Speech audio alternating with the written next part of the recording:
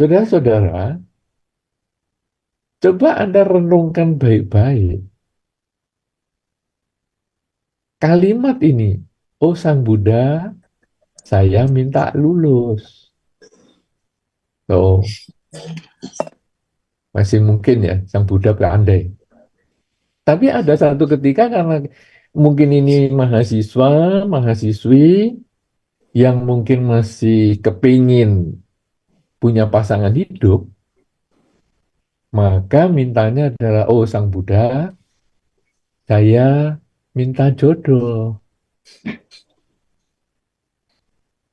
Coba renungkan baik-baik kalimat itu. Sang Buddha, saya minta jodoh.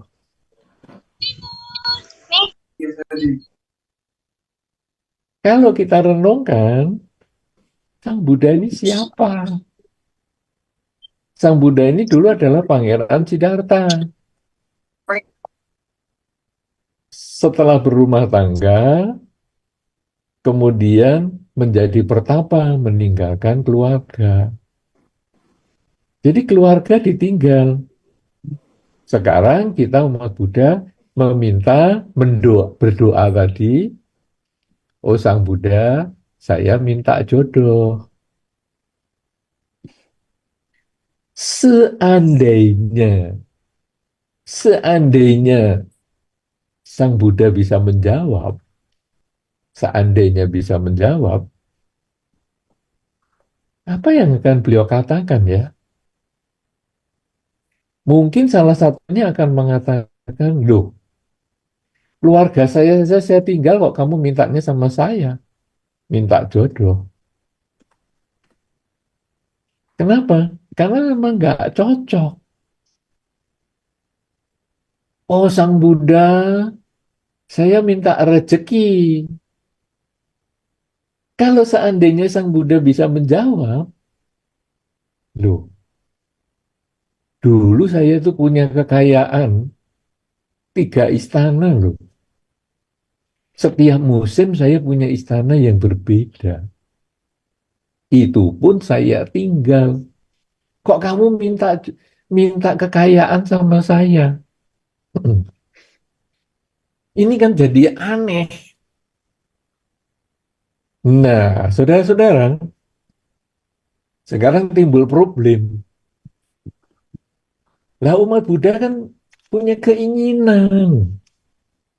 Pengen lulus, pengen punya jodoh, pengen punya kekayaan, pengen sehat, pengen umur panjang. Terus mintanya sama siapa? Kalau semuanya puja bakti, puja bakti, puja bakti, saya punya permintaan, kemana ini? Ya, jadi kita sebelum membahas mengapa doa sulit terkabul ini, kita bahas doanya dulu ini. Karena doa ini bagian dari budaya lingkungan di sekitar kita, bukan dari budaya Buddhis. Nah, sekarang kita doanya kepada siapa ini? Saudara-saudara, agama Buddha itu mempunyai hukum, mempunyai tata aturan tentang perilaku yang disebut hukum sebab dan akibat. Apabila kita menanam padi, maka kita akan memanen padi juga. Apabila kita menanam jagung, kita akan panen jagung juga. Artinya, apa yang akan kita dapatkan, kita harus melakukan usaha terlebih dahulu. Jadi sekarang, kita misalnya berdoa, oh Sang Buddha saya minta lulus. Tapi tidak ada usaha untuk belajar. Maka akan dikatakan sulit terkabul. Karena kita membebankan ujian kita itu kepada Sang Buddha, dalam tanda petik doa kita tadi. Jadi saya mau lulus, tolong dibantu. Kalau bisa saya nggak usah belajar, tolong besok lulus. Berarti kan Sang Buddha yang suruh ngerjain doa ujian kita itu. Sang Buddha, saya ingin dapat jodoh. Tapi kita tidak bergaul, kita nggak ada sosialisasi, kita tidak punya media sosial. Jadi kita suruh Sang Buddha untuk menjadi datanglah jodoh. Ini kan tidak mungkin. Saya nggak tanam apa-apa, tapi saya dapat apa? Nggak mungkin. Ini kan bukan hukum alamnya. Sang Buddha saya pengen kaya, tapi nggak ada usaha. Nah kita kan menyuruh nyarikan duit untuk kita. Ini kan aneh. Nah, kita harus menyuruh-nyuruh Sang Buddha itu. Nah, oleh karena itu, berarti sekarang dalam hukum sebab dan akibat itu, kita waktu berdoa adalah merenungkan kebajikan apa yang sudah saya lakukan, sehingga saya layak mendapatkan kebahagiaan sebagaimana yang saya inginkan. Misalnya saya ingin lulus. Kebajikan apa yang sudah saya lakukan sehingga saya layak untuk mendapat kelulusan? Ya nomor satu harus banyak belajar. Kalau tidak belajar bagaimana bisa lulus? Saya ingin punya pasangan hidup. Usaha apa yang sudah saya lakukan supaya saya punya pasangan hidup? Ya harus punya media sosial, banyak pergaulan, sosialisasi, mudah diajak berbicara, diajak bergaul. Itu adalah usaha kita untuk mendapatkan pasangan hidup. Saya ingin kaya, silahkan. Umat Buddha boleh kaya. Nah, tetapi usaha apa yang kita harus lakukan supaya kita menjadi kaya? Ya kita harus berjuang, bekerja dengan keras, dengan giat. Kita tidak menyuruh Sang Buddha untuk nyarikan duit kita. Kita yang bekerja untuk menghasilkan uang sebagaimana yang kita harapkan. Loh, kalau gitu doanya nggak bermanfaat. Loh, doa tetap bermanfaat. Tetapi manfaat doa itu adalah mematangkan karma baik yang kita miliki. Saudara-saudara, di dalam pengertian Buddhis, lingkungan kita ini walaupun kita tidak nampak, tetapi ada beberapa makhluk, katakanlah makhluk dari alam yang lebih tinggi, bisa terjadi yang kita sebut dengan makhluk alam dewa misalnya, itu ada yang bisa mengkondisikan kita untuk mencapai hasil sebagaimana yang kita harapkan. Nah, jadi misalnya saja di lingkungan kita ini kita waktu membacakan harapan kita ya, saya ingin lulus dan sebagainya.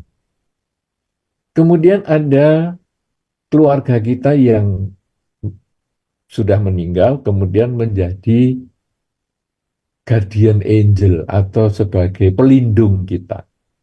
Karena kemelekatan dengan kita, misalnya mungkin orang tua kita, kakek nenek kita, karena sayang dengan kita, kalau di dalam Dhamma kan ketika seseorang meninggal, karena kemelekatan dengan sesuatu, misalnya dengan anaknya, dengan cucunya, dengan rumahnya, dengan segala macam, itu bisa terlahir di sekitar yang dia dekati atau yang dia lekati itu.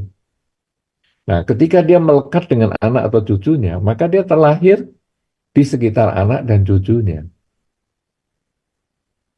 Ketika anak dan cucunya ini ingin lulus dan dia sudah belajar, maka guardian angel ataupun makhluk yang berdekatan dengan kita ini ada kemungkinan memiliki kemampuan untuk mematangkan karma baik yang kita miliki sendiri.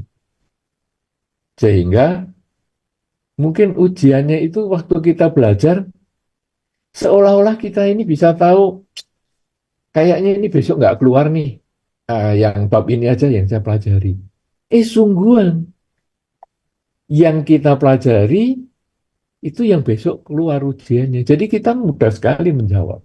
Nah, itu terkondisi oleh kebajikan yang sudah kita lakukan. Jadi selain saya belajar, saya juga banyak melakukan kebajikan. Kebajikan dengan pikiran, kebajikan dengan ucapan, kebajikan dengan perilaku. Itu yang mengkondisikan makhluk-makhluk di sekitar kita itu bisa membantu. Nah, itulah manfaat doa. Kalau doa tadi kenapa sulit terkabul? Karena mungkin kita kurang usaha. Yang kedua, kita kurang kebajikan yang kita miliki. Nah, kalau sekarang bagaimana doa supaya cepat terkabul? Ya, tentu kita harus ada usaha dan ada kebajikan yang kita lakukan. Nah, sekarang apa kebajikan-kebajikan yang kita bisa lakukan dalam kehidupan ini? Saudara-saudara, di dalam Dhamma ada berbagai kebajikan yang memungkinkan harapan kita itu bisa menjadi kenyataan. Nomor satu, kebajikan ataupun perilaku yang harus kita miliki adalah kita punya keyakinan yang kuat. Keyakinan apa ini? Keyakinan pada hukum sebab dan akibat. Sebab dan akibat perbuatan ini benar-benar menjadi tema di dalam Dharma. Jadi menanam padi tumbuh padi, menanam kebajikan tumbuh kebahagiaan, menanam kejahatan tumbuh penderitaan. Kita perlu punya keyakinan itu.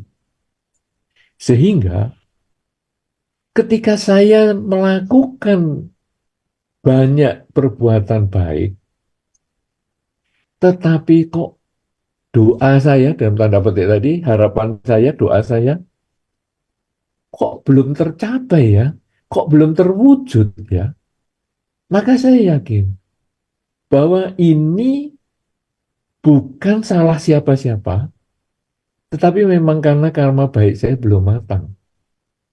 Bahkan ada yang mengatakan, wah banyak orang berbuat baik malah hasilnya penderitaan.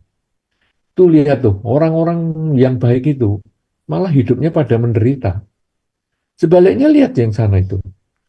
Orang yang jahat-jahat, malah hidupnya bahagia. Kadang-kadang kita melihat itu di dalam masyarakat, membuat kita goyah.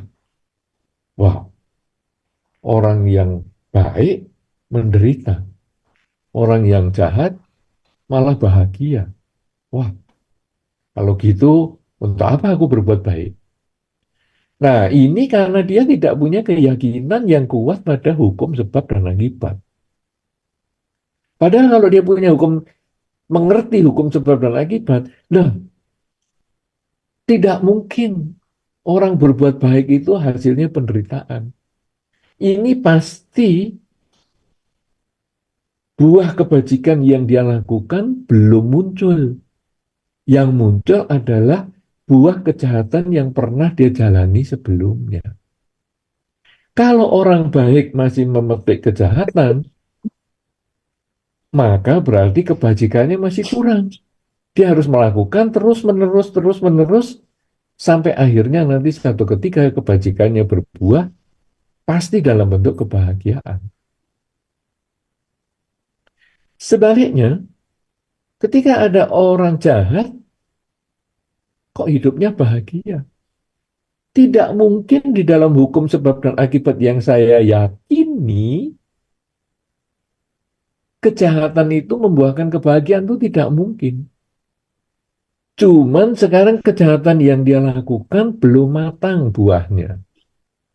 Yang masih dia petik adalah buah kebajikan yang pernah dia lakukan. Kalau sekarang dia berbuat jahat saja buahnya masih banyak ke yang baik, apalagi kalau dia menambah kebajikan. Maka tentu pada satu ketika kebajikannya dia ini buahnya akan muncul menyambung kebahagiaan-kebahagiaan yang sudah dia alami. Jadi saudara, prinsipnya sekarang bagaimana doa berhasil dengan keyakinan ini, kalaupun kita sudah baik masih menderita, jangan menghentikan kebajikan kita. Sudah baik saja masih menderita, apalagi saya berhenti. Saya harus teruskan berbuat baik. Sebaliknya ketika ada kejahatan dan tetap bahagia, maka kita renungkan. Jahat pun masih bahagia, apalagi kalau berbuat baik. Tentu menjadi lebih bahagia lagi. Inilah keyakinan yang kita harus miliki sebagai modal untuk doa kita tercapai ataupun terwujud harapan kita. Selain kita punya keyakinan, maka kita tentu harus memiliki usaha yang keras untuk mewujudkan harapan kita itu.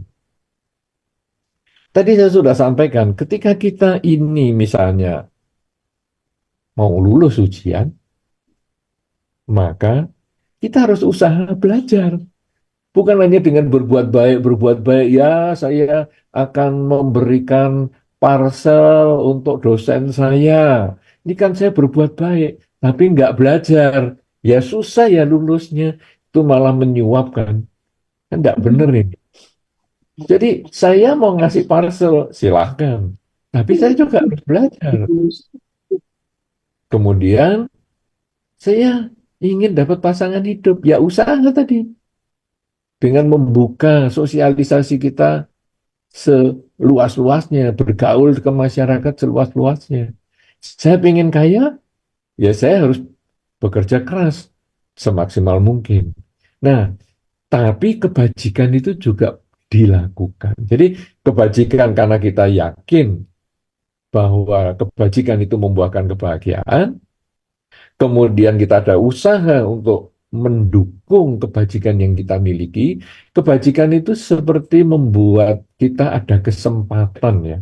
Jadi ada di dalam Dhamma disampaikan bahwa kesuksesan itu muncul kalau ada usaha dan ada buah karma baik atau buah kebajikan. Jadi di dalam Dhamma disampaikan begitu. Artinya apa? Anda sering melihat di dalam masyarakat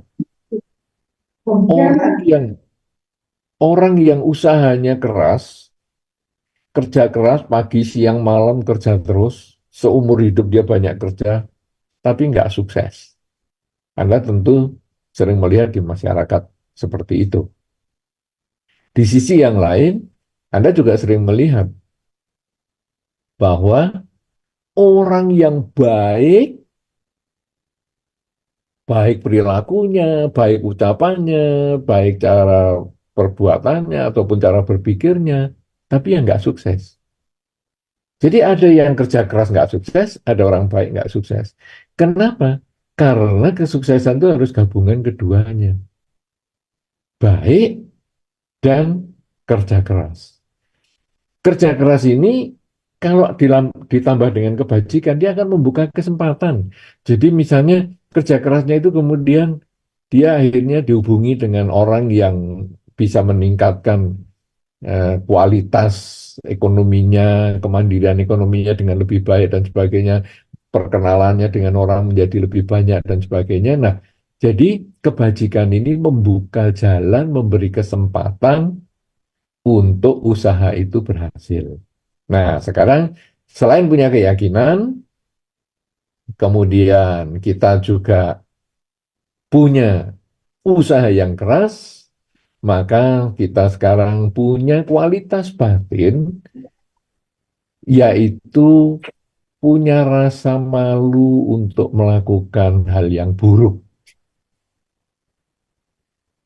Saudara-saudara, terutama kita umat Buddha,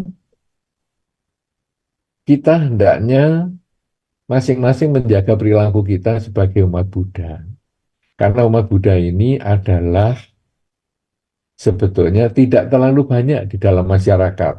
Kadang-kadang ada loh dalam satu keluarga yang umat Buddha cuma kita sendiri satu, itu juga ada.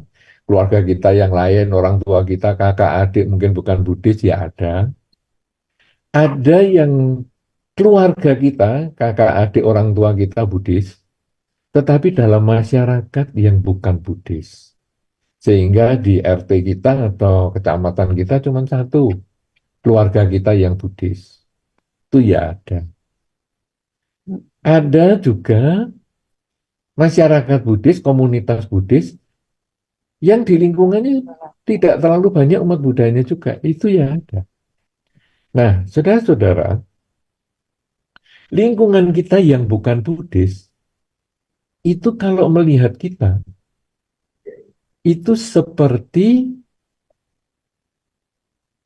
contoh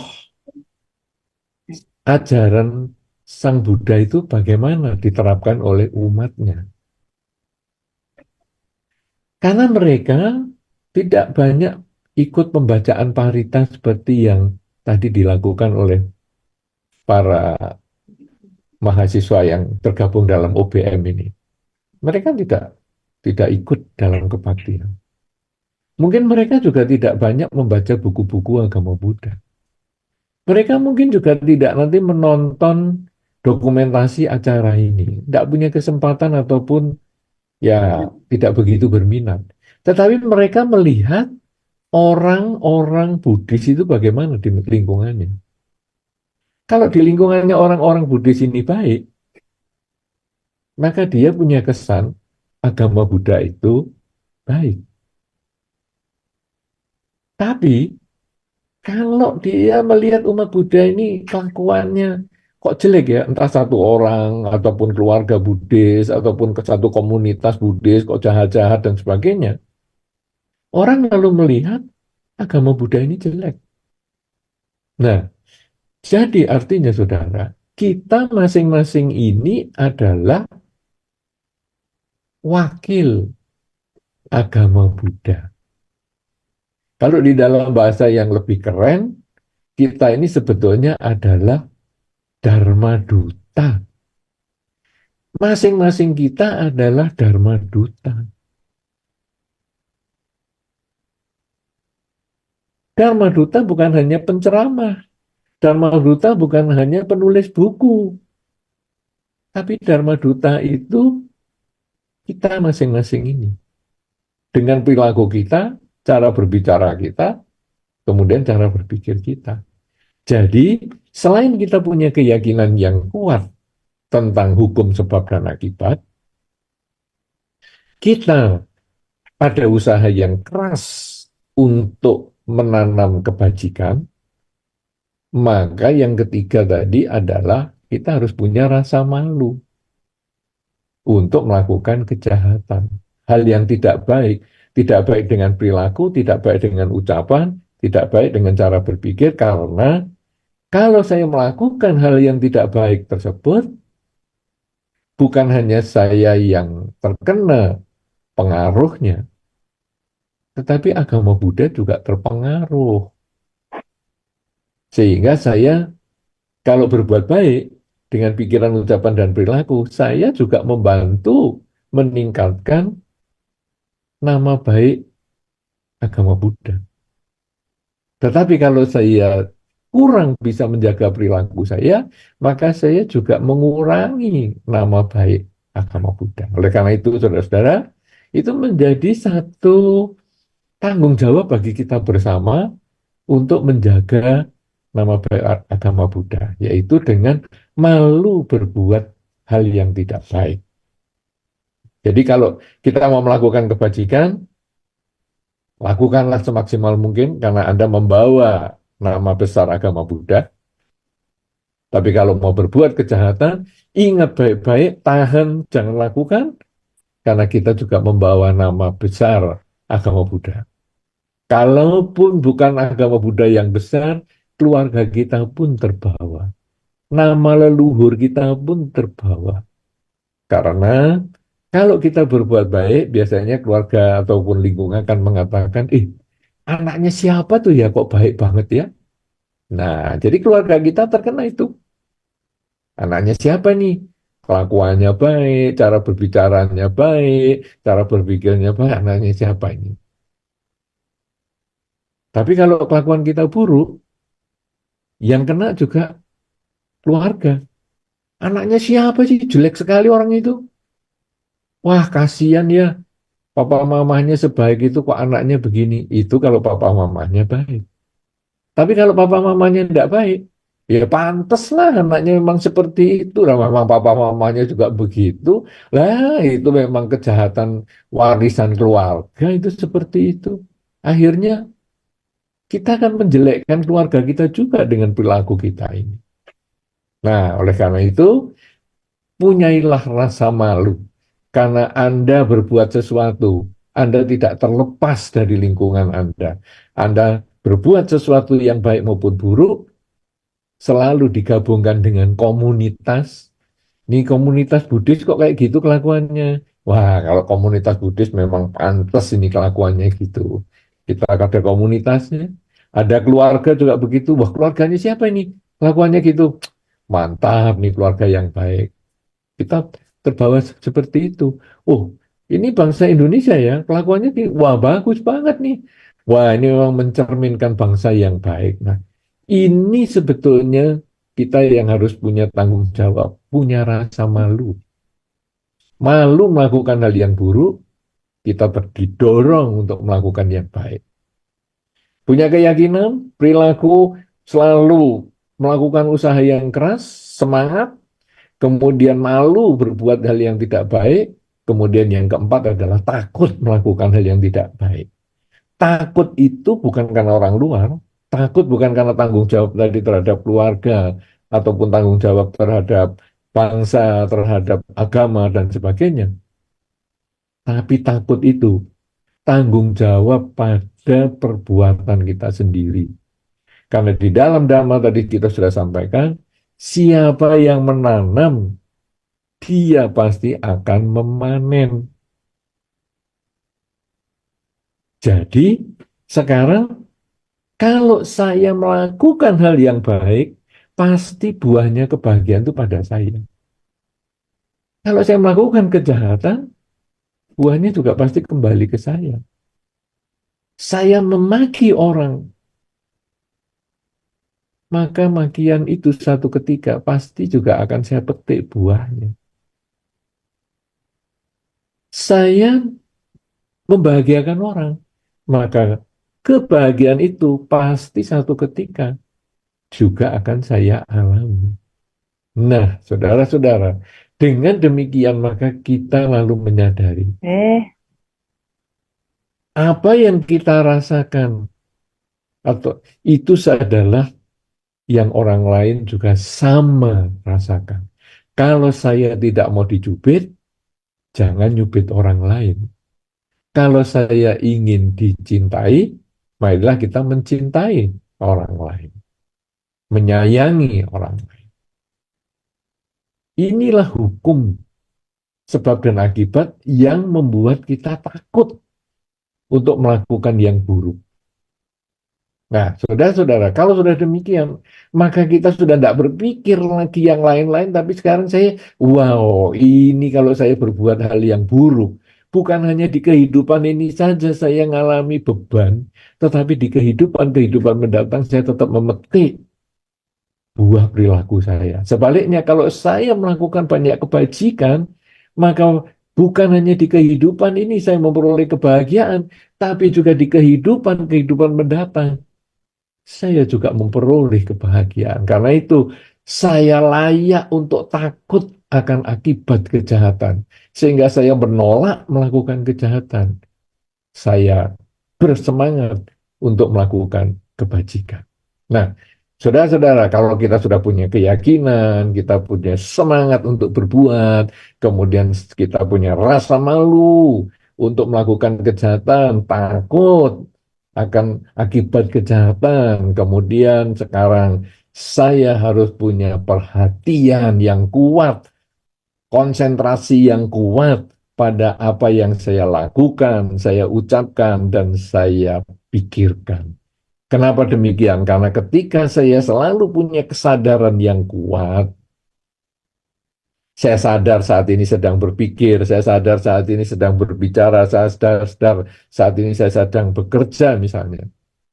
Maka kesadaran itu akan mengarahkan kita selalu melakukan kebajikan, menghindarkan kita dari kejahatan. Bagaimana kesadaran ini bisa kita bina?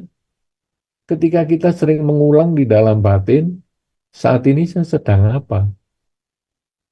Saat ini saya sedang apa? Ini saya sedang berpikir.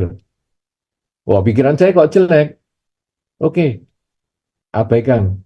Saya kembalikan untuk berpikir yang baik. Misalnya mengucap, semoga semua makhluk bahagia di dalam pikiran. Ucapan saya kok ngomongin yang jelek ya? Saya kok mau menyakiti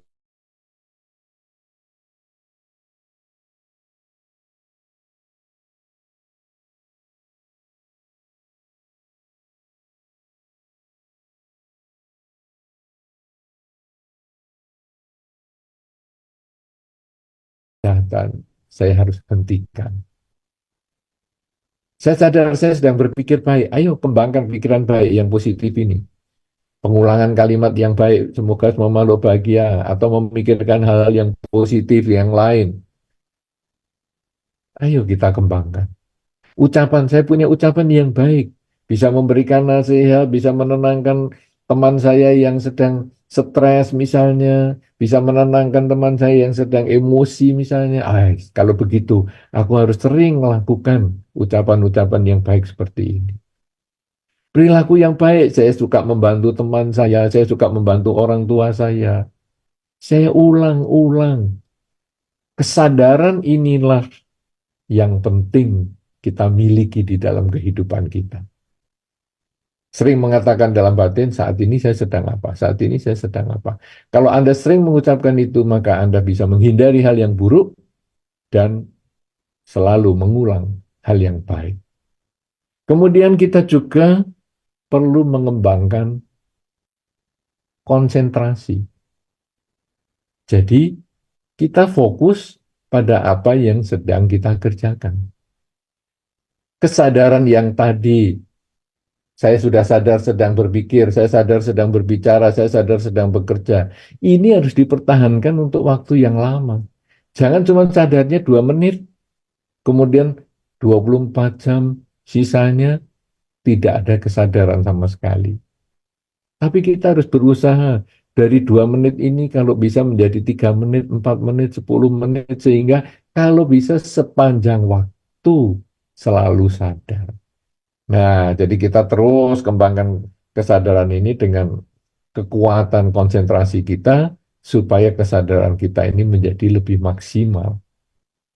Kalau kita sudah memiliki keyakinan yang kuat, kalau kita sudah punya semangat untuk berjuang dengan melakukan kebajikan dengan lebih maksimal, punya rasa malu, punya rasa takut untuk melakukan kejahatan, kemudian kita punya kesadaran, punya perhatian, maka kemudian muncullah kebijaksanaan. Kebijaksanaan adalah mengetahui hal yang baik untuk dikembangkan, mengetahui hal yang buruk untuk dihindari. Kalau itu berjalan terus sepanjang waktu di dalam kehidupan kita sehari-hari, maka kebajikan yang kita kumpulkan lewat pikiran, ucapan, dan perilaku itu akan membuahkan kebahagiaan sebagaimana yang kita harapkan. Dengan demikian, maka dikatakan doa kita terkabul. Dari mana doa kita bisa tercapai, doa kita bisa terkabul? dari buah perilaku kita sendiri. Oleh karena itu, saudara-saudara, kenapa kalau kita tadi pertanyaannya di dalam tema kita adalah kenapa doa sulit terwujud atau terkabul? Karena kadang kita hanya meminta, tidak ada usaha. Ingin panen, tidak ada tanaman. Nah, bagaimana supaya doa menjadi lebih mudah tercapai atau terwujud adalah dengan melakukan tanaman kebajikan semaksimal mungkin, sebagaimana yang tadi saya sampaikan, sehingga hasilnya nanti apa yang kita inginkan akan menjadi terwujud, menjadi kenyataan. Inilah yang menjadi awal diskusi kita dalam kesempatan ini. Dalam tema kita adalah mengapa doa sulit terkabul dan bagaimana agar doa cepat terkabul. Mudah-mudahan ini bisa memancing diskusi yang menarik untuk pendalaman agar kita juga memahami bahwa doa bukan bagian dari budaya Buddhis, tapi kita lebih cocok dengan puja bakti. Memuja, menghormat, tapi sekaligus juga berbakti, mewujudkan penghormatan kita dalam perilaku kebajikan di kehidupan sehari-hari, karena kita masing-masing adalah bertanggung jawab sebagai Dharma Duta yang membantu melestarikan Dhamma di kehidupan sehari-hari. Terima kasih dan saya kembalikan kepada pembawa acara kita.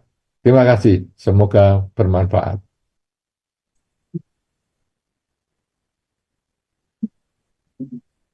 Terima kasih banyak kepada Yang Mulia Biku Utama Mahatera atas pemaparan damanya yang sangat bermanfaat bagi kita semua di sini. Eh, ini saya bisa langsung untuk memulai sesi tanya jawabnya, Bante. Baik. Silakan. Kalau begitu, saya akan memberikan kesempatan dulu kepada teman-teman yang udah hadir di sini. Kalau ada pertanyaan bisa langsung ditanyakan. Ini partisipan di Zoom-nya udah lebih dari 100. Kalau misalnya nggak nanya sekarang, nanti nggak ada kebagian lagi. Jadi untuk yang di sini, aku kasih kesempatan untuk bertanya lebih awal. Kira-kira kalau ada yang mau bertanya, boleh langsung ditanya. Ini salah satu kesempatan yang sangat langka ya, kita bisa menghadirkan Yang Mulia Biku Utamo sebagai pengisi Dhamma Desana kita hari ini. Jadi kalau misalnya ada pertanyaan, bisa langsung disampaikan sebelum aku buka yang di Zoom. Karena ini aku belum buka aja yang di Zoom, udah banyak banget yang nanya.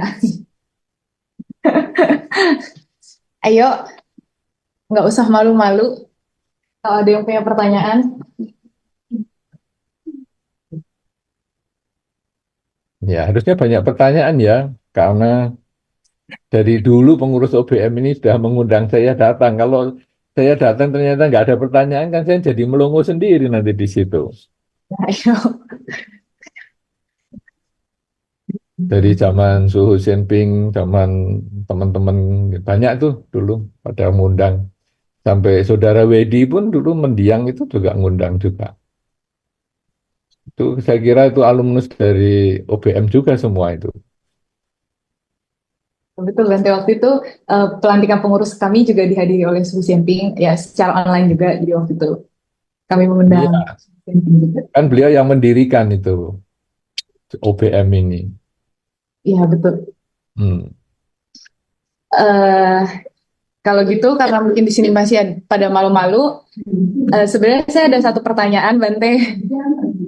Silakan. Misalnya nih, kan kalau misalnya di agama lain atau misalnya bahkan kalau misalnya ilmu-ilmu hitam lain gitu kan ada tuh kayak misalnya kita berdoa atau misalnya kita mengharapkan orang lain untuk celaka gitu. Nah kalau misalnya di agama Buddha ini kan tentunya kita nggak boleh dong doain orang lain untuk terjadi hal-hal buruk kepada orang-orang tersebut gitu kan. Tapi kalau misalnya di agama Buddha sendiri, kira-kira untuk melihat hal-hal seperti ini, misalnya orang yang nyumpain orang lain, atau misalnya orang yang berdoa, maksudnya kan ada juga nih misalnya orang yang diperlakukan secara tidak adil, dia untuk balas dendamnya, jadi dia misalnya berdoa setiap hari, misalnya dia berdoa setiap hari ke wihara, dia berdoa supaya orang ini, orang tertentu yang memperlakukan dia tidak adil, misalnya cepat meninggal, atau misalnya terjadi kecelakaan gitu. Nah, kalau dari pandangan agama Buddha ini seperti apa, Bante?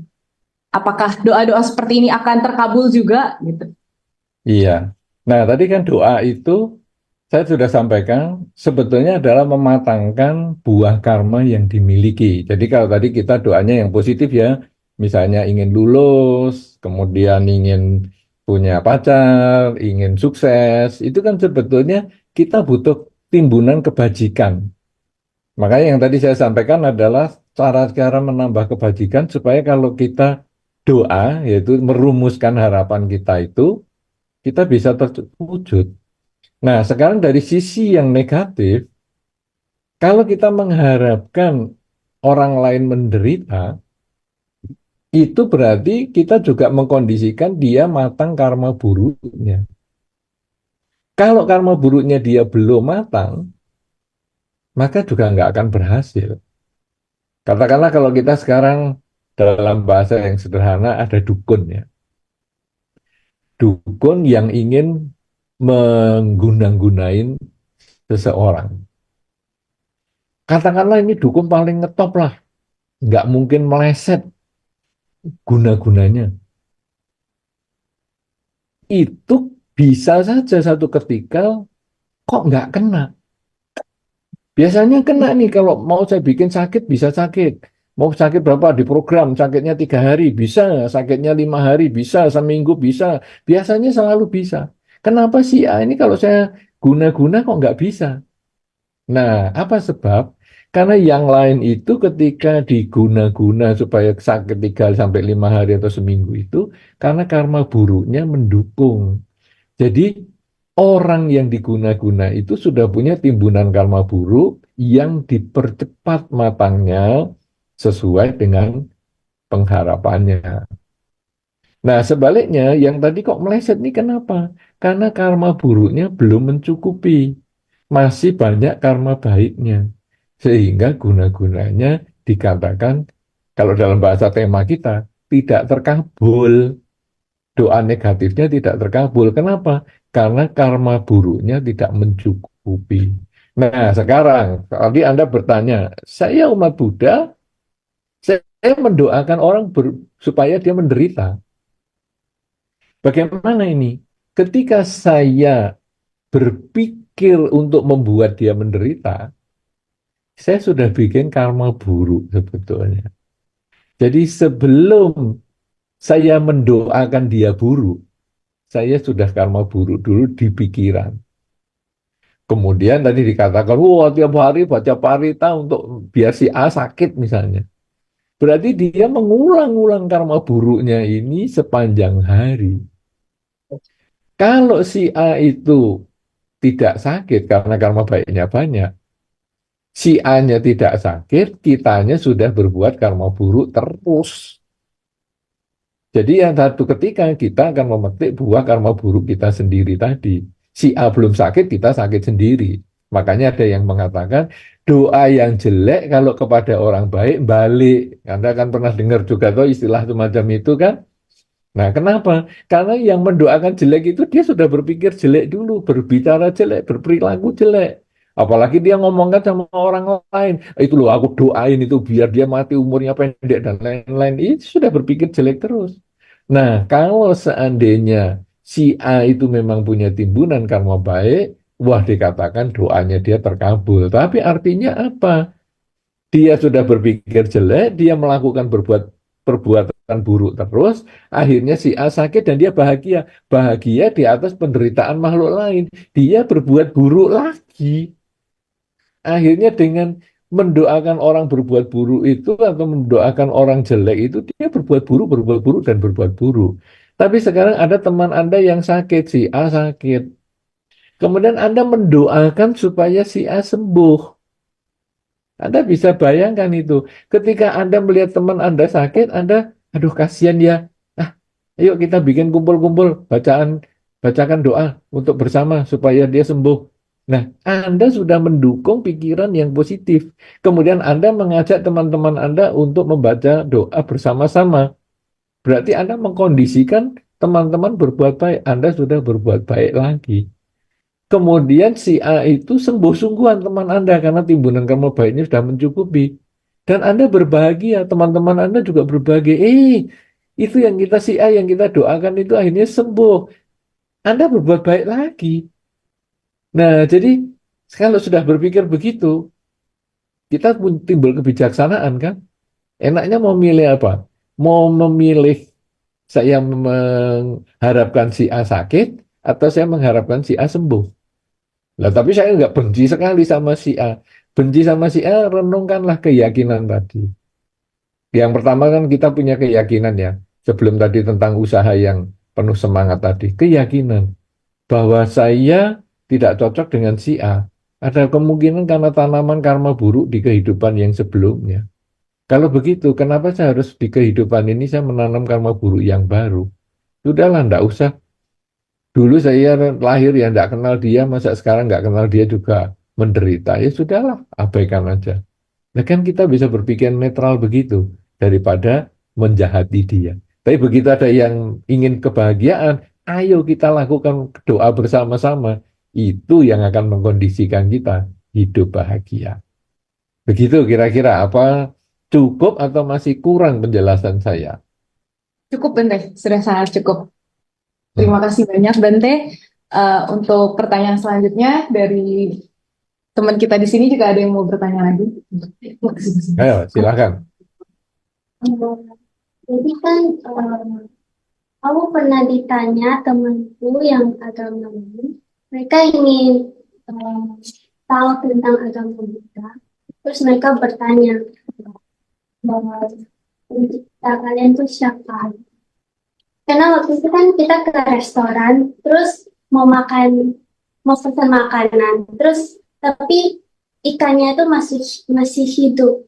Terus aku bilang aku nggak makan, gitu. Karena di agama kami itu termasuk membunuh. Terus mereka kayak nggak percaya gitu. Mereka bilang Tuhan menciptakan kita karena kita anak kesayangan mereka gitu. Terus mereka tanya siapa yang menciptakan kalian? Gitu. Terus yang mau saya tanya itu gimana cara yang benar untuk menjelaskan kepada mereka yang belum mengerti tentang ajaran ini. Ya, sebetulnya jawabannya ini agak panjang ya. Jadi kalau Anda pada saat itu, siapa yang menciptakan kalian? Yang menciptakan saya ya orang tua saya lah. Nah, orang tuamu siapa yang menciptakan? Ya, kakek nenek. Kakek nenek yang menciptakan siapa? Ya, dan seterusnya. Nah, kita balik jawab dia toh. Nah, kalau kamu yang menciptakan siapa? Nah, dia akan ada ngomong, ini tuh si sang pencipta. Sang pencipta yang menciptakan siapa coba? Kan semua ada yang menciptakan. Lah sang pencipta yang menciptakan siapa? Nah, kan akhirnya malah jadi perdebatan. Terus perdebatan lah ini kan ikannya jadi dingin ini nggak jadi dimakan dong. Nah, jadi akhirnya kita enggak sampai kita harus membahas seperti itu. Kita ngomong saja konsep Dharma itu tidak sama. Agama Buddha itu bukan penciptaan. Cuman begini ya, di dalam hidup ini saya itu mengukur dengan diri saya. Kalau saya tidak ingin dicubit, saya jangan nyubit orang. Artinya apa? Ketika binatang ini masih hidup, jangan saya menjadi pelaku pembunuhan. Karena saya pun dibunuh juga tidak mau. Nah, kalau sekarang kita berbicara tentang pencipta, nanti jadi panjang.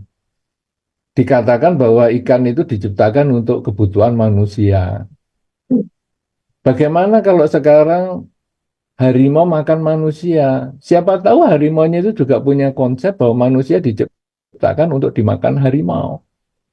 Kan repot. Ini kan hanya saling saling pembenaran, rasionalisasi. Jadi sekarang begini, saya dengan kamu memang berbeda. Tetapi kita cocok-cocokan saja. Kamu cocok dengan ajaran itu silahkan makan. Saya nggak cocok ya kamu biasa-biasa aja. Saya nanti akan memilih yang lain. Kan bisa. Nah dengan cara begitu kita menghindari perdebatan.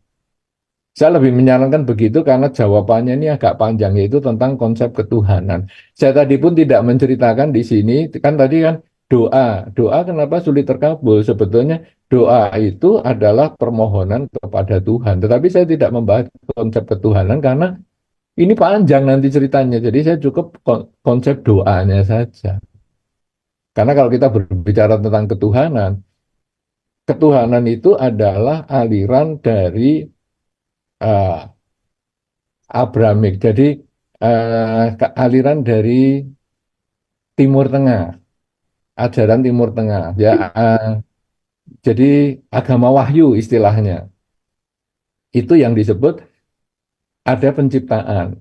Sedangkan Dharma ini adalah disebut agama bumi.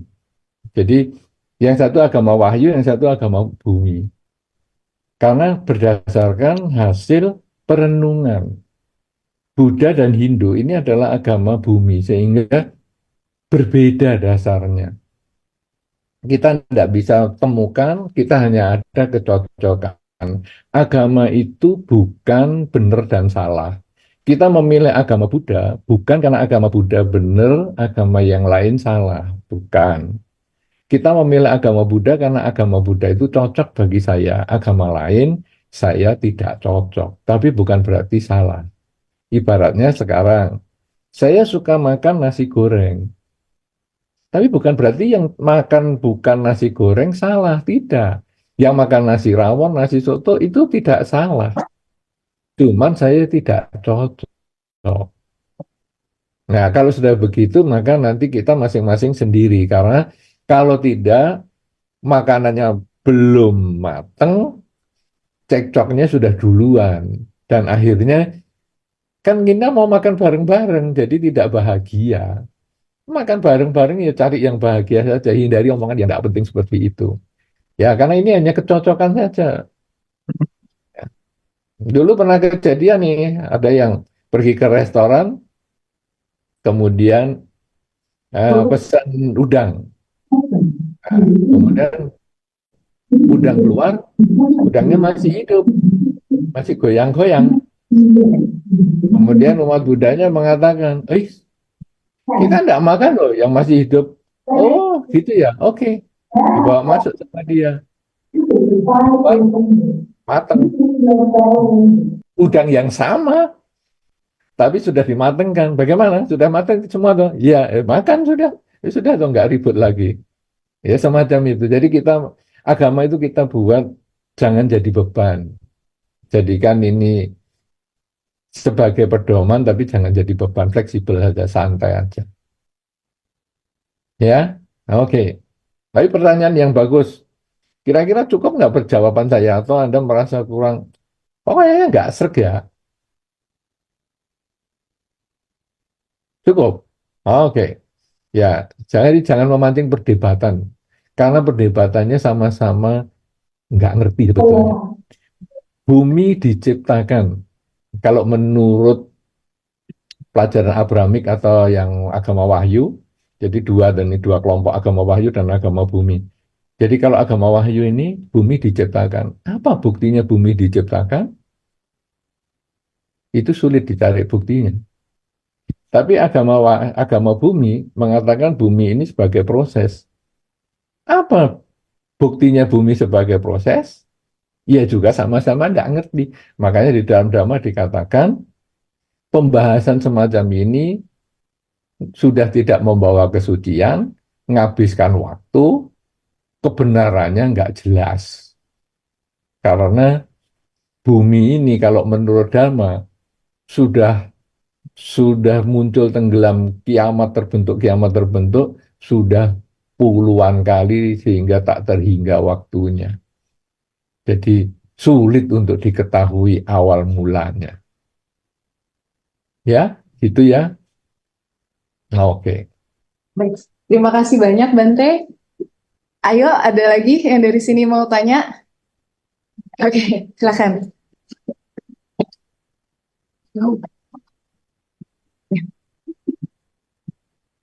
Namo Buddhaya Bante. Ayo, silahkan. Kalau doa kita dibutuhkan usaha bersama, kita udah berusaha, tapi yang lain nggak berusaha, jadi nggak ada gunanya dong doanya. Yang lain itu siapa maksudnya ya? Ini misal dalam satu perusahaan gitu, kita mau mencapai goal tertentu, misal jadi top 100 company gitu di dunia. Tapi kita doang yang berusaha, yang lain nggak berusaha gitu. Apakah bisa terkabul doa? Nah, sekarang begini, kalau dalam satu company, kita sebagai pemilik, kalau kita punya karma baik yang cukup, orang lain mau doa atau tidak bisa mengubah jalan company kita ini. Dia berdoa, dia nambahi kelancarannya, dia tidak berdoa, dia tidak terlalu menghalangi kelancaran usaha karena kebajikan yang kita miliki sebagai owner besar. Tapi kalau kebajikan yang kita miliki itu kecil, kempis-kempis, wah kita perlu doa ini. Begitu doanya kurang, walaupun usahanya kuat, kadang-kadang ya sulit. Tadi kan kita sebut sukses itu dua hal ya, usaha dan kebajikan. Kebajikan ini salah satunya doa, tapi salah satu, bukan satu-satunya. Jadi di dalam Dhamma pernah disampaikan begini ya, kita ada batu dilempar kemudian Anda berdoa supaya batunya timbul. Anda doa sampai sampai habis-habisan itu batunya itu tidak akan muncul kalau Anda tidak usaha. Nah, jadi company Anda itu modelnya gimana? Kalau company Anda itu sudah memang utangnya sudah banyak, sudah mau merosot seperti batu yang sudah mau tenggelam, kemudian Anda doa habis-habisan, ya tidak akan bangkit lah. Walaupun karyawan Anda 10.000 doa bareng, tidak akan bangkit. Tapi kalau company Anda itu memang memang ibaratnya kalau tadi kan batu dilempar ke sungai tenggelam ya. Sekarang kayu dilempar ke sungai. Nah, kayunya memang terapung. Ya doanya lancar, kayunya juga oke. Jadi semua juga ada tergantung pada kebajikan yang kita miliki juga sebagai ownernya. Jelas ya? Jadi kalau kalau sekarang ada anggota Anda yang tidak berdoa atau apa, enggak masalah kalau memang karma baik Anda mencukupi. Anu Itu Modana. prinsip. Oke, terima kasih Anu Modana berarti atas jawabannya. Kesempatan terakhir untuk yang di ruangan ini. Oke. Oke. Bagus nih. Banyak pertanyaan saya suka loh. Mbak aku mau tanya kalau misalnya kita kita nggak bermaksud untuk berbuat karma buruk itu, tapi kita dengan tidak sengaja menyakitkan orang lain, apakah itu termasuk karma buruk kita? Karma itu adalah niat. Dengan kalimat Anda tidak sengaja, berarti Anda tidak punya niat. Dia marah sama saya. Ya, saya nggak bisa mencegah ya. Sekarang begini, saya nawari orang makan. Ya, ini karena kebetulan kan memang lingkungan ini kayaknya nggak ada yang puasa kan ya. Ini walaupun bulan puasa, misalnya kita nawari makan. Ya, ini kan bulan puasa, tapi saya ambil contoh makan. Ini yang paling gampang. Eh, ayo makan-makan. Itu kan netral ya. Atau malah mungkin yang mengajak makan itu adalah pikirannya positif. Makan-makan. Tapi kalau dipandang negatif, bisa. Orangnya lalu marah. Dikiranya saya kalau nggak ke sini nggak bisa makan ya. Loh, saya bagaimana bisa mengendalikan orang nggak sakit hati? Itu kan benar-benar di luar kekuatan saya, di luar kehendak saya. Jadi saya, maaf ya kalau sampai tadi saya misalnya menyinggung kamu, dianggap kamu kalau nggak ke sini nggak bisa makan, maaf ya. Tapi saya sebetulnya tidak punya niat untuk itu, berarti Anda nggak salah.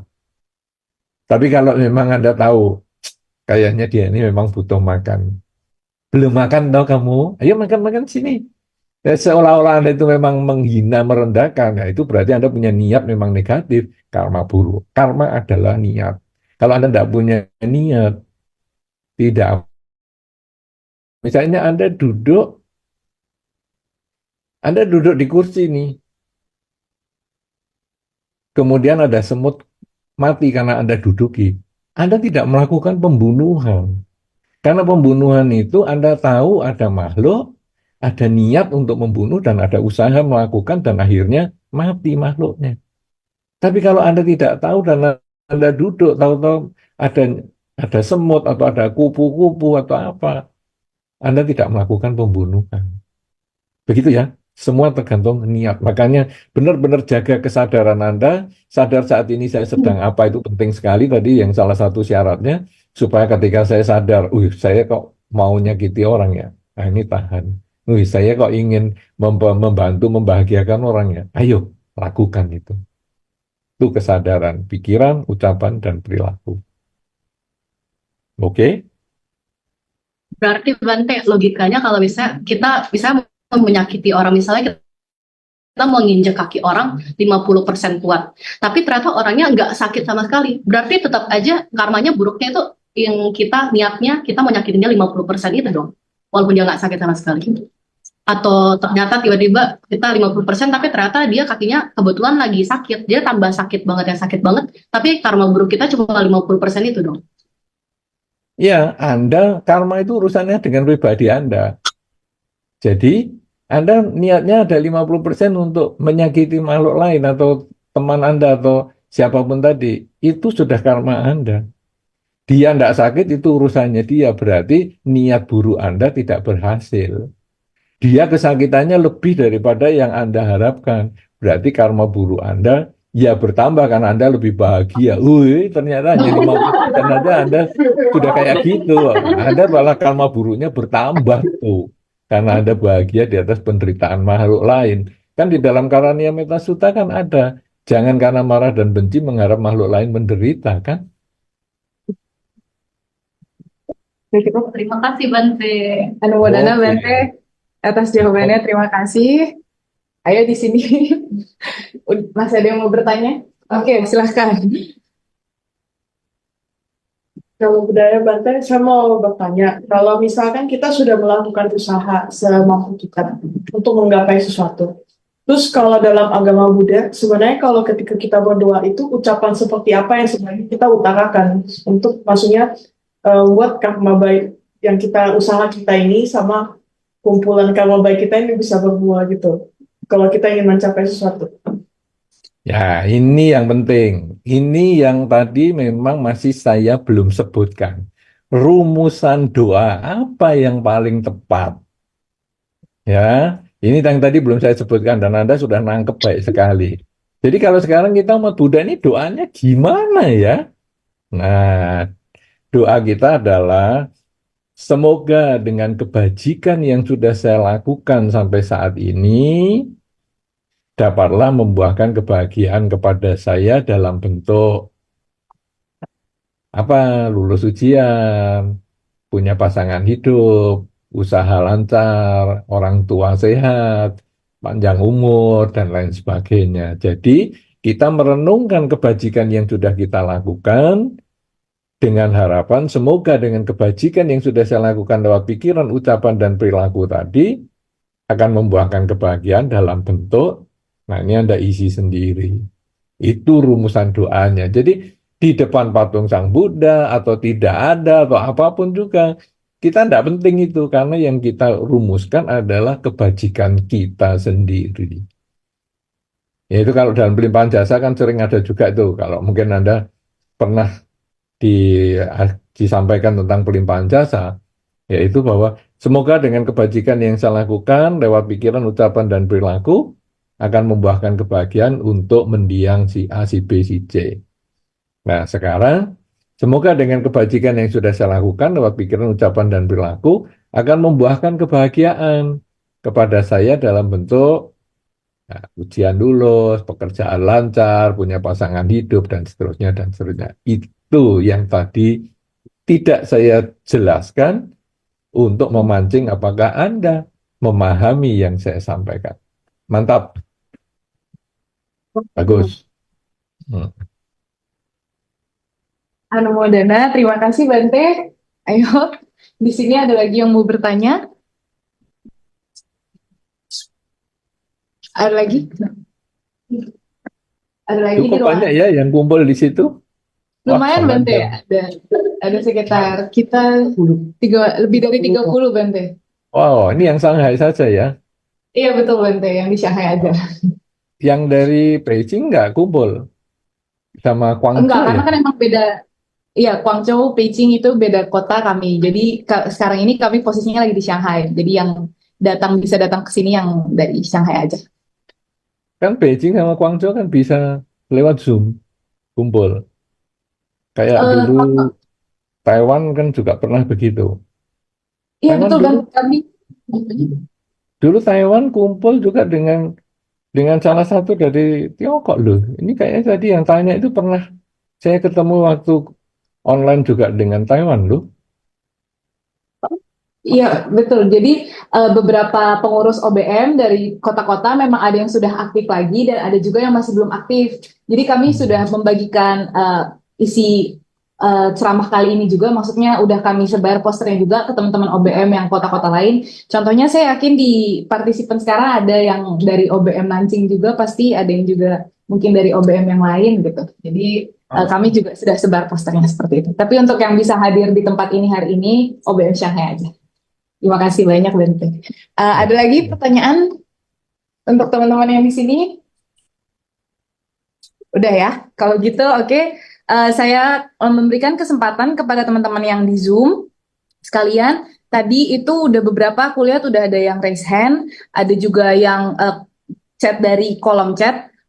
Kalau bisa diperkenankan untuk yang mau langsung bertanya aja ya. Ini aku sesuai dengan urutan yang tadi udah raise hand duluan aja. Dari chat duluan itu ada dari Edward Huang. Itu boleh silahkan buka kamera lalu langsung ditanyakan secara langsung saja pertanyaannya silahkan. Gimana caranya? Gimana caranya? Dia dia unmute dulu. Eh, kepada saudara Edward Huang bisa dipersilahkan kalau masih ada untuk nggak ada ya. Oke. Nanti yang bisa. Kalau begitu saya unmute sesuai yang tadi raise hand duluan ya dari Harita. Silakan kalau ingin bertanya secara langsung bisa langsung buka Terima kamera. kasih, Wandami Bante. Bante tadi ada sebutin beberapa kali tentang Hiri dan Otapa ya. Pertanyaan saya, apa barometernya dari Hiri Otapa dalam hal lintas generasi supaya tidak terjadi lost in translation? Kemudian pertanyaan kedua, kalau boleh Bante, kan sebagai orang Jawa kan kita sering melakukan banyak puasa yang seperti rakaat itu. Apakah ada gunanya untuk mencapai sesuatu seperti halnya dalam doa bisa tercapai? Terima kasih Bante, semoga Bante sehat selalu. Sadu, Ya, sadu. terima kasih Ibu Harita dari tempat yang jauh, LA. Nah, apa ya barometernya malu dan takut. Nah, sebetulnya kalau malu itu lebih cenderung tergantung pada lingkungan ya, karena malu di sini belum tentu malu di tempat lain. Ya, misalnya sekarang mungkin budaya pakaian terbuka di tempat tertentu itu wah memalukan. Di budaya yang lain itu biasa-biasa saja. Itu kalau malu yang bersifat seperti yang tentang pakaian dan sebagainya. Tetapi malu di sini adalah malu tentang pelanggaran sila. Nah, tetapi malu pelanggaran sila ini pun kadang-kadang di berbagai tempat beda. Pembunuhan di sini di tempat lain biasa-biasa aja. Malah tadi tentang ikan itu kan juga muncul tuh. Ya, bagi kita, waduh, membunuh ikan ini ya kayaknya kurang pas ya kalau kita umat Buddha. Bagi mereka, Leo, ikan kan memang untuk dimakan. Nah, ini kan ukurannya sudah beda ini. Nah, jadi sila ini atau rasa malu ini memang cenderung tergantung pada lingkungan. Tetapi takut itu urusan subjektif banget. Ini sudah nggak ada urusan sama lingkungan. Bahwa kalau saya yang melakukan, pasti saya yang akan memetik buahnya. Tadi saya contohkan tentang mendoakan orang yang sakit supaya sehat, dan mendoakan orang sehat supaya sakit. Nah, itu kan sangat berhubungan dengan pribadi kita. Mendoakan orang sehat supaya sakit, berarti saya sudah bikin karma buruk. Ini urusan di tempat ini apakah berbeda dengan di tempat lain, memalukan atau tidak, ini sudah nggak ada urusan lagi. Tapi ini berhubungan dengan tanggung jawab pribadi. Sehingga barometernya apa ini sekarang? Bahwa kalau malu memang kita masih bisa menerima kalau itu berbeda dari satu tempat ke tempat yang lain. Tetapi kalau takut, itu berhubungan dengan pribadi kita. Barometernya apa? Diri kita. Makanya kalau sampai, oh kamu kok nggak takut ya melakukan pembunuhan? Ya sudah, kenapa? Karena itu resiko yang dia akan tanggung nanti. Selamanya dia akan tanggung sendiri di kehidupan-kehidupan yang mendatang. Ya, begitu. Kemudian tadi pertanyaan yang kedua adalah tentang apa tadi Ibu ya? Tirakat, Bante. Oh ya, tentang puasa ya. Bagaimana ya tentang puasa menurut agama Buddha ini? Sebetulnya agama Buddha ini kan banyak berbicara tentang puasa. Kalau kita jalankan 8 sila, 5 sila ini kan masih biasa ya. Tidak membunuh, tidak mencuri, tidak berzina, bohong, dan mabuk-mabukan ini biasa. Tapi kalau sekarang menjalankan 8 sila, tidak melakukan perzinahan itu kemudian berpuasa, berhubungan suami istri loh, pada hari kita melaksanakan 8 sila. Makanya bukan kami sumi cacara, tetapi abrahmacariya. Sila yang ketiga itu. Berpuasa, menjalankan hubungan suami istri. Makanya ini dilakukan biasanya seminggu sekali, hari-hari uposata dan seterusnya, tanggal 1, tanggal 15 Imlek dan seterusnya. Kemudian yang keenam, berpuasa setelah jam 12 siang. Nah, berpuasa itu artinya adalah bahwa saya ada makanan tapi tidak makan. Saya ada pasangan hidup tapi saya tidak menggunakan fasilitas yang saya biasa lakukan. Kemudian yang ketujuh ya, itu adalah berpuasa, nonton tari-tarian, melakukan kesenangan-kesenangan, wangi-wangian dan sebagainya. Ada tapi saya tidak melakukan. Jadi puasa itu sebetulnya adalah pengendalian diri. Pengendalian diri berarti mengurangi ketamaan, mengurangi kebencian. Dan itu menjadi satu dasar perilaku konsep dharma. Konsep dharma adalah mengurangi ketamaan, kebencian, dan kegelapan batin. Jadi berpuasa adalah melakukan upaya mengurangi ketamaan, kebencian, dan kegelapan batin. Jadi apakah bermanfaat? Ya bermanfaat. Apakah itu bisa mendukung terkabulnya doa? Ya karena mengurangi ketamaan, kebencian, kegelapan batin itu adalah melakukan kebajikan, maka itu berfungsi juga untuk mempercepat karma baik berbuah dalam bentuk yang diharapkan. Begitu, Bu Harita, mudah-mudahan bisa bermanfaat. Anumodana Bante, semoga Bante sehat selalu. Sadu, sadu, sadu. Nah, semoga Ibu juga sehat bahagia ya. Baik, kesempatan diberikan selanjutnya kepada Saudara Jedika. Jedika Ciangga, dipersilahkan untuk langsung open cam dan langsung bertanya. Anumodana Bante, saya punya 2 pertanyaan. Yang pertama itu, kan biasanya setiap selesai puja bakti di wihara di hari Minggu, saya itu selalu bertekad, semoga dengan perbuatan karma baik yang saya lakukan hari ini, sekarang, dan akan datang, semoga keluarga, teman, kerabat, sehat selalu, bahagia selalu, dan beserta apa yang saya harapkan kepada mereka. Nah, pertanyaan saya, sebenarnya boleh nggak sih kita tetap bertekad orang lain itu bisa juga mendapatkan buah karma baik yang kita lakukan saat ini, sekarang, dan akan datang. Jadi ibaratnya yang berbuat saya, yang memetik karma baik itu, saya berharap mereka juga bisa rasakan. Itu pertanyaan pertama. Kemudian untuk pertanyaan kedua, kebetulan ada keluarga yang sedang sakit, dan di saat yang sama juga saya merasa hanya saya nih yang berbeda pandangan dengan keluarga, yang dimana keluarga saya ini selalu fokus berdoa, minta kesembuhan, tetapi saya lebih fokus bagaimana sih yang sakit ini bisa segera memetik karma baik atau bisa dikatakan sembuh. Nah, Terus keluarga saya itu menentang bahwa masa bisa sih yang sakit ini melakukan perbuatan baik. Toh dia sudah lemah berbaring, sudah lemah, nggak bisa ngapa-ngapain. Terus saya dengan lantang jawab, bisa sih sebenarnya dengan melepas satwa. Nah, tapi lagi-lagi gini Bante, bagaimana sih membuat keluarga ini yang berbeda pandangan ini bisa menerima nih apa yang saya yakini gitu loh Bante. Itu pertanyaan saya. Terima kasih. Baik. Nah, ini pertanyaan menarik ya. Jadi, sekarang saya kalau habis baca parita apa-apa mengucapkan tekad ini sebetulnya tadi sama dengan yang disampaikan teman kita yang dari Shanghai tadi, yaitu tentang formulasi doa. Kalau tadi formulasi doanya kan bagaimana ya supaya saya sehat dan sebagainya. Sebetulnya kurang lebih sama, cuman sekarang formulasinya kita mengatakan begini.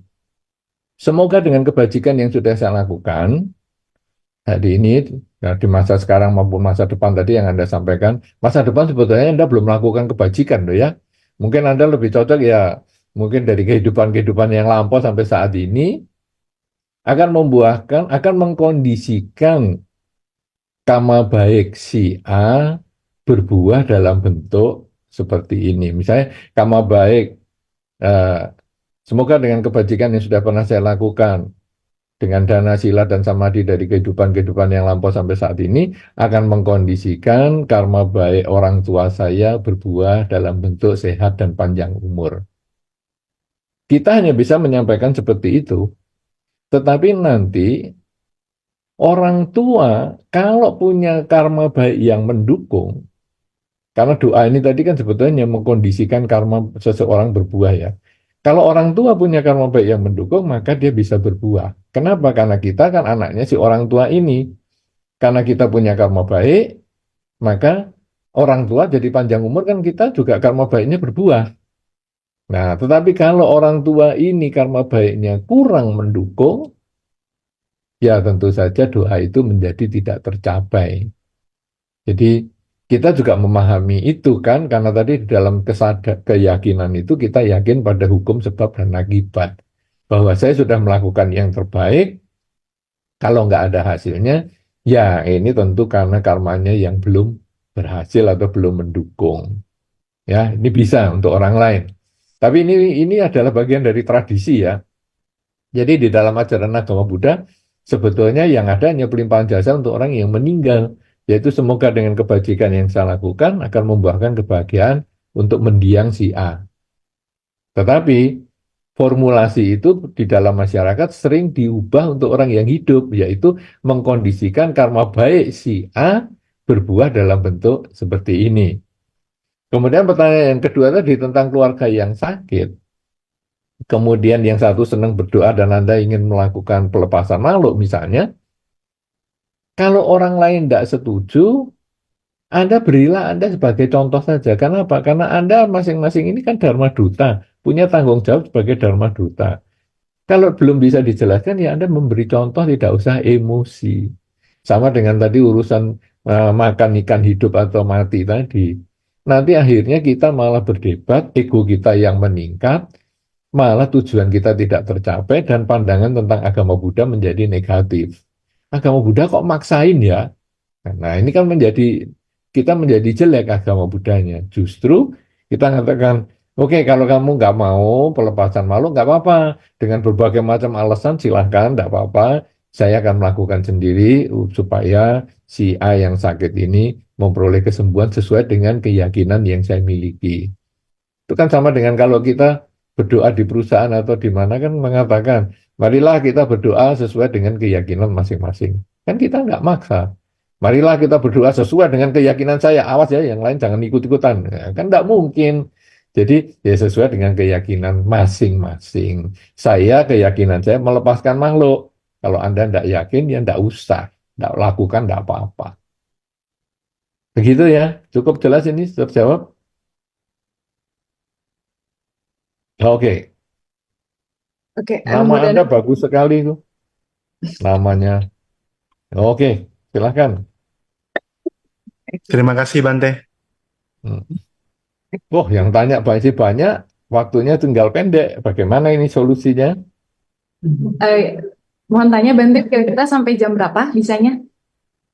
Nah, terserah apa ini tiga penanya ini kita selesaikan terus sudah atau masih di situ yang berkumpul 30 orang masih ada yang tanya bagaimana atau terserah Anda. Anda kan yang punya kuasa tentang waktu. Oh, baik Bante. Kalau gitu mungkin kita terima satu penanya lagi kali ya. Tadi sesuai urutan yang raise hand aja. Selanjutnya itu Saudari Sufia, apakah masih ada di Zoom meeting ini? Kalau masih ada, oh silakan bertanya, dibuka kameranya lalu langsung bertanya kepada Bante. Saudari Sufia.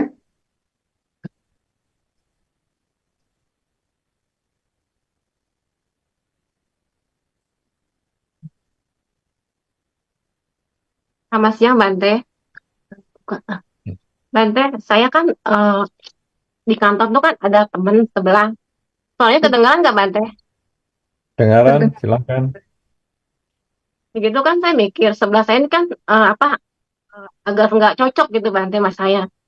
Saya pernah mikir, nggak tahu sih ini antara doa atau kebetulan ya. Kalau seandainya dia dimutasi ke lantai 8, saya bagus juga nih. Nggak ternyata kelamaan tuh terjadi. Jadi dimutasi ke lantai 8. Ya saya kan seneng dong. Wah, syukurlah dia pindah ke lantai 8. Jadi saya mikir, ini saya pikiran saya agak jahat atau emang kebetulan gitu Bante. Makasih Bante. Iya, sebetulnya doa ini kan artinya Anda mengulang-ulang, Anda serius. Semoga teman saya ini segera pindah ke lantai yang lain. Nah, itu namanya doa. Tapi kalau hanya sepintas, aduh aku kok nggak seneng ya sama si A ini. Sudahlah, mudah-mudahan nanti pindah ke lantai 8. Ya, itu sih sebetulnya hanya ketamaan sesaat pada kenyamanan. Tapi kan nggak dipindah pun sebetulnya ya nggak masalah. Kan itu bukan suatu karma buruk yang berulang. Saat kita mengharap dia pindah, sebetulnya itu ada bagian karma buruknya. Tapi belum sampai yang terlalu kuat. Gitu. Jadi saya Hmm. jadi mikir, oh apa kebetulan apa ada karma buruknya juga. Cuman saya juga ngerasa emang kalau nggak ada dia sebelah tuh agak ngerasa nyaman. Karena gitu orangnya super kepo Bante. Jadi setiap kali tuh saya Ya, pikiran saya tuh jelek terus sama dia gitu. ya itu urusan lain ya. Dia kepo atau enggak terserah. Kita tidak bisa Hmm. ngatur orang lain. Yang kita bisa atur adalah diri kita. Jadi sikap kita kepada dia gimana? Sikap kita misalnya ya sudahlah, saya kumpul sama dia karena memang ada karmanya. Ya kalau memang karmanya sudah selesai, ya dia pasti akan berada di tempat yang berbeda. Entah saya yang di Hmm. tempat lain atau dia yang di tempat yang berbeda. Dan akhirnya memang karmanya selesai, maka dia akhirnya pindah ke tempat yang lain. Oke, Si Bante. semoga happy sekarang Anda sudah berpisah dengan teman Anda itu. Iya, makasih Bante. Sama-sama. Baik, Anumodana Bante atas jawabannya. Mungkin karena yang tadi sebelumnya agak sebentar, kita terima satu pertanyaan lagi, boleh Bante? Silahkan. Oke. Sesuai urutan yang tadi udah raise hand lagi, dari Saudari Michelle CA, apakah masih ada di sini? Silakan on cam lalu langsung bertanya kepada Bante. Saudari Michelle, kami persilakan. Halo, Saudari Michelle? Oh, mungkin sudah nggak ada. Kita lanjutkan ya ke urutan selanjutnya. Saudari Linawati, apakah masih ingin bertanya? Silakan langsung on cam lalu bertanya. Selamat siang Bante. Perkenalkan Bante, saya Lina. Saya mau bertanya Bante, saya juga minta maaf belum bisa on cam karena internetnya kurang stabil. Pertanyaan saya adalah ketika kita itu dihadapkan oleh pilihan Bante yang sama-sama baik. Jadi kita itu berharap atau punya harapan ya Bante, kayak misal harapan yang kita miliki ini ada beberapa gitu Bante, terus kita itu terkabul semua. Nah, ketika kita dihadapkan oleh limit kita, kita punya waktu yang terbatas, terkadang kan kita harus memilih salah satu di antara yang paling baik gitu Bante. Bagaimana cara kita itu bisa mengembangkan kebijaksanaan Bante supaya kita itu bisa memilih yang sesuai dengan eh, jalan yang akan kita tempuh gitu Bante ke depannya. Karena kalau dilihat pada saat ini, kedua pilihan itu bobotnya sama-sama baik Bante. Jadi yang akhirnya menjadi bingung adalah kan kita nggak tahu ya Bante di masa depan itu bagaimana. Sehingga kadang-kadang daripada memikirkan masa yang akan datang dan timbul keraguan-raguan, itu kan membawa hal yang kurang baik gitu Bante menurut saya.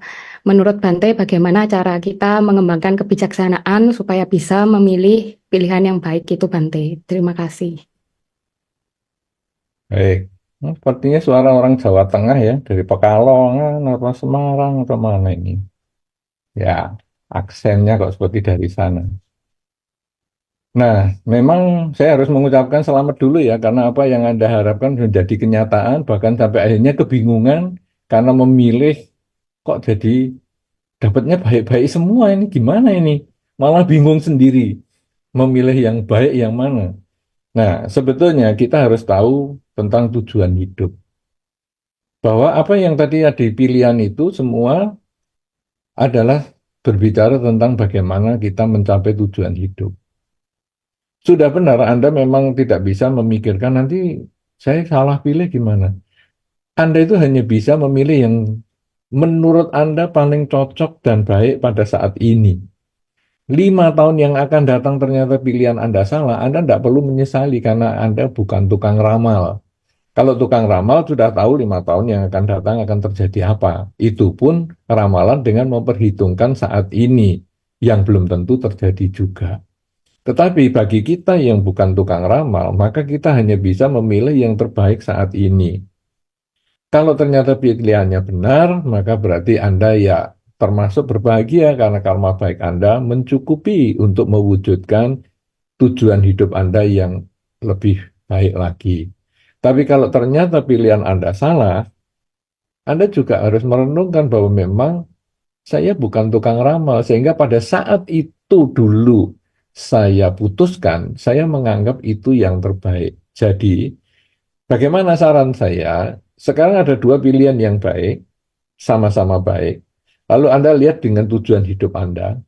Kalau sama-sama mengikuti tujuan hidup Anda, sama-sama ini mendukung tujuan hidup Anda, lalu Anda mempertimbangkan, kalau saya memilih A, ini positifnya apa, negatifnya apa.